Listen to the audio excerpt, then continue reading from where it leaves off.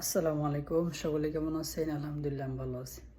তো আজকে ছাত্র দলেরা যে তিনটা বিষয় নিয়ে আন্দোলন করতেছে, নির্বাচন কমিশন ঘেরাও করতেছে, সেই তিনটা বিষয় হলো: প্রথম নাম্বার, যারা প্রবাসী ভোটার, যারা ব্যালট পেপারের মাধ্যমে এবার ভোট দেবে, এটা বন্ধ করতে হবে। আশ্চর্য বিষয়। নাম্বার 2, শাহজালাল বিজ্ঞান ও প্রযুক্তি বিশ্ববিদ্যালয় থেকে ছাত্র সংসদ নির্বাচন, এটা বন্ধ করতে হবে এই মুহূর্তে।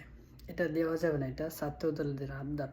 কারণ কি, তারা সবকটা ইউনিভার্সিটিতে ফক্কা মারছে, এখানেও মারার সম্ভাবনা খুবই বেশি। যেই সমস্ত তারা এখন দাবি উঠাইতে, সবকটাই ফালতু। একজন রানি ইউনিভার্সিটির ছাত্ররা অবশ্যই তারা সবাই চায় ইউনিভার্সিটির ছাত্র সংসদ হোক, কিন্তু তারা চায় না।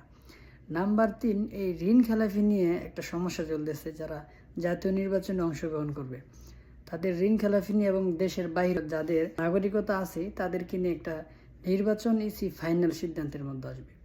এই তিনটা বিষয়ে বাতিল করতে হবে। তো এবার চিন্তা করেন, ক্ষমতা তো সামনে কি আসবে না আসবে বলা যায় না। তো ক্ষমতায় আসার আগে যারা এই অবস্থা শুরু করছে, তারা ক্ষমতা পেলে কি করবে? অতএব সিদ্ধান্ত আপনাকে নিতে হবে। আপনি কাদেরকে বেছে নেবেন? ঠিক আছে, সকলে ভালো থাকবেন। আসসালামু আলাইকুম।